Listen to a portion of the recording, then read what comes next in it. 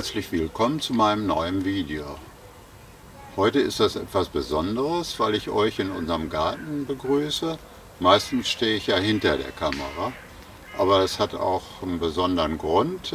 Dieses Video ist nämlich, falls ich mich nicht verzählt habe, Video Nummer 200.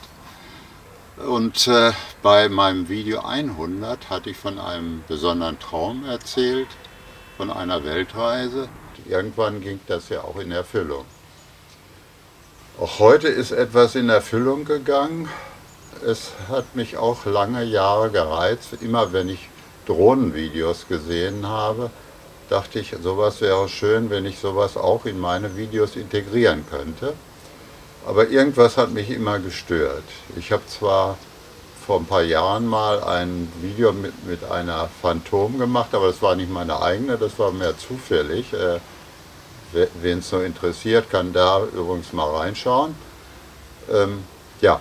Aber diese Drohne damals und auch viele weitere waren mir einfach zu groß und schwer. Wenn man also viel unterwegs ist und auch in exotische Länder, dann ist das halt umständlich. Und wenn man so eine schwere und größere Drohne hat. Außerdem kommt ja inzwischen hinzu, dafür braucht man unbedingt einen Führerschein. Den will ich zwar machen im nächsten Winter, das habe ich fest vor, einfach damit ich mich besser da orientieren kann, über was alles so für Vorschriften sind und was sonst so zu beachten ist. Ein bisschen habe ich auch schon gemacht. Aber es ist zunächst mal doch besser, wenn man eine leichtere Drohne hat. Und naja, da kamen ja dann einige von DJI zum Beispiel auf den Markt. Aber die ersten, die waren mir, hatten andere Schwächen. Zum Beispiel waren die mir auch noch zu laut oder die Kamera war mir nicht gut genug oder trotz sicherlich interessanter Videos. Denn ich habe immer darauf gewartet, dass eine Kamera dabei ist, die eben auch 4K, ich filme ja fast nur in 4K, mit 60p dabei ist. Und bei der neuesten von DJI, der Mini 3 Pro, und das ist nun mein neues Spielzeug hier, da ist es so, die hat so eine Kamera. Außerdem kommt noch etwas anderes hinzu.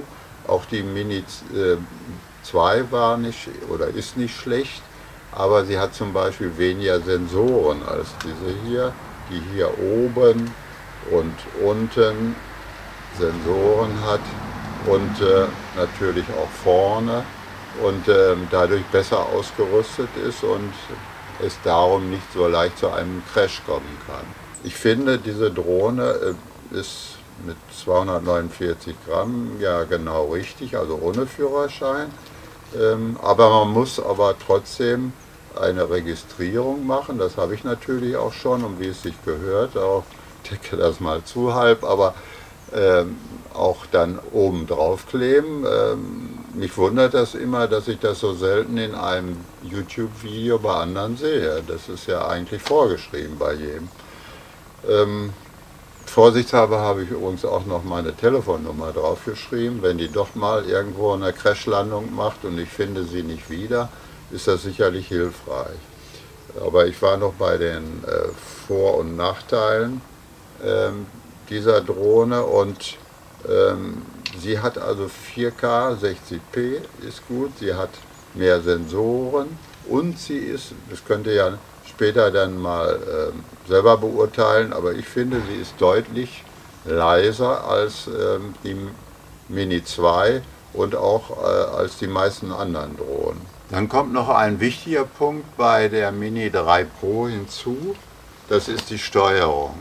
Also es hat mich bei den anderen Drohnen immer etwas gestört, dass man hier oben so etwas ausziehen musste. Da musste man das Smartphone anklemmen und anschließen und die App hochladen und so weiter und so weiter. Das ist alles für mich etwas umständlich. Hier ist die App drauf auf dieser Steuerung. Das Display ist groß genug und sicherlich auch etwas heller als bei einigen anderen Smartphones. Auf jeden Fall mein Eindruck, ich habe das jetzt vor ein paar Tagen bekommen, ist recht gut, sondern es geht mir darum, Leuten, die noch überlegen, ob sich eine Drohne anschaffen und speziell hier die Mini 3 Pro, vielleicht ein paar Hilfen an die Hand zu geben. Und zwar auf einer Basis eines absoluten Anfängers und Neueinsteigers.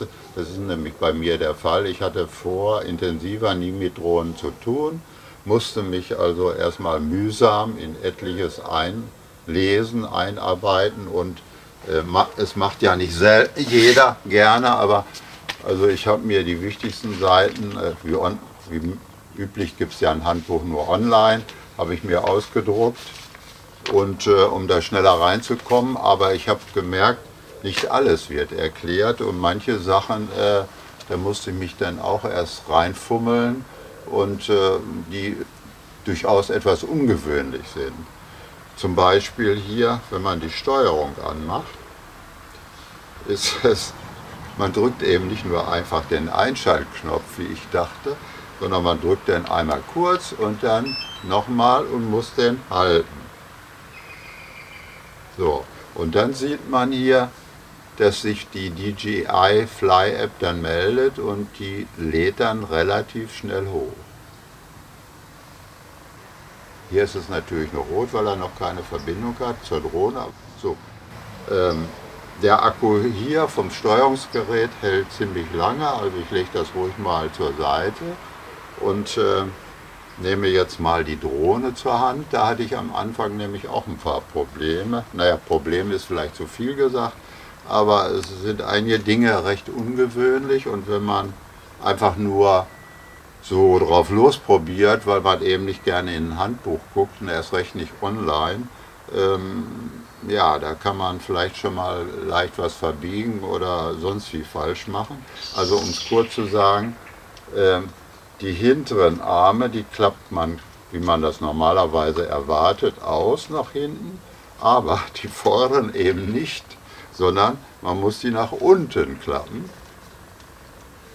Man kriegt das natürlich raus, aber zunächst mal denkt man auch, man klappt die nach vorn, aber ist eben nicht so. Okay. Nicht ganz einfach ist am Anfang auch hier den Gimbal-Schutz abzunehmen. Der ist hier oben eingehakt. Und hier unten hat er auch zwei Stellen, wo er eingehakt wird. Also um ihn abzunehmen, einfach hier oben drauf drücken und dann unten rausziehen und dann kann man ihn abnehmen. Und nachher dann entsprechend auch wieder befestigen. Um die Drohne zu benutzen, schalte ich sie genauso ein wie die Steuerung. Einmal kurz und dann festhalten. Und da merkt man schon, aha, da tut sich was. So, und wenn man jetzt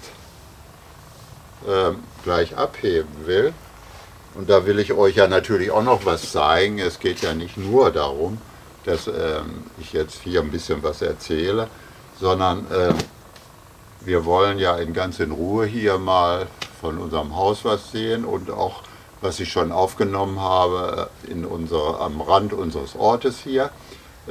Aber ich wollte euch noch was anderes erzählen. Es ist ganz sinnvoll, wenn man irgendeine Unterlage hat. Ich habe mir da jetzt nichts bestellt, aber habe gemerkt, zum Beispiel diese Fußmatte, die war bei uns übrig und die erfüllt ganz gut ihren Zweck. Hier wäre es nicht so problematisch, der Rasen ist ja gemäht und wir haben hier keine großen Sträucher direkt, aber ich habe hier ein paar Einheiten gemacht am Rande unseres Ortes und da war das eben nicht immer so und da war das schon ganz hilfreich, dass man einen Startpunkt hatte, denn die Propeller, die müssen sich ja frei drehen können und die sind ja nicht zum Mähen des Grases gedacht.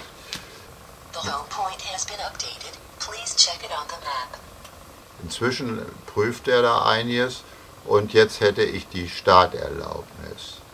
So, ihr könnt sicher gut erkennen, dass im Moment die Lichter vorne bei der Drohne grün aufblinken. Das bedeutet, ich habe Starterlaubnis. Ich habe sie gerade von drüben hier hingetragen und auf dem Weg hierhin leuchtete es rot. Da wäre ein Start nicht möglich gewesen. Take off. The home point has been updated. Please check it on the map.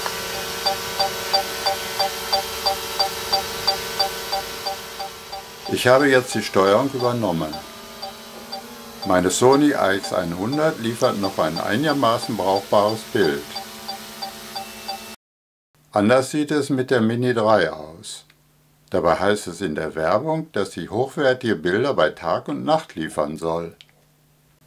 Zwar ist die Blende mit 1,7 besser als bei der Mini 2 und sogar bei der Mavic Air 2 mit 2,8 und auch der Sensor ist größer als bei der Mini 2. Gegenüber dem 1 Zoll Sensor meiner Videocam hat sie aber deutliche Nachteile. Allerdings sind alle Aufnahmen absichtlich unbearbeitet, etwas könnte man noch rausholen. Um Klassen besser unter den Bedingungen sind Fotos, wie man hier sieht. Der Rest der Aufnahmen erfolgte bei Tageslicht.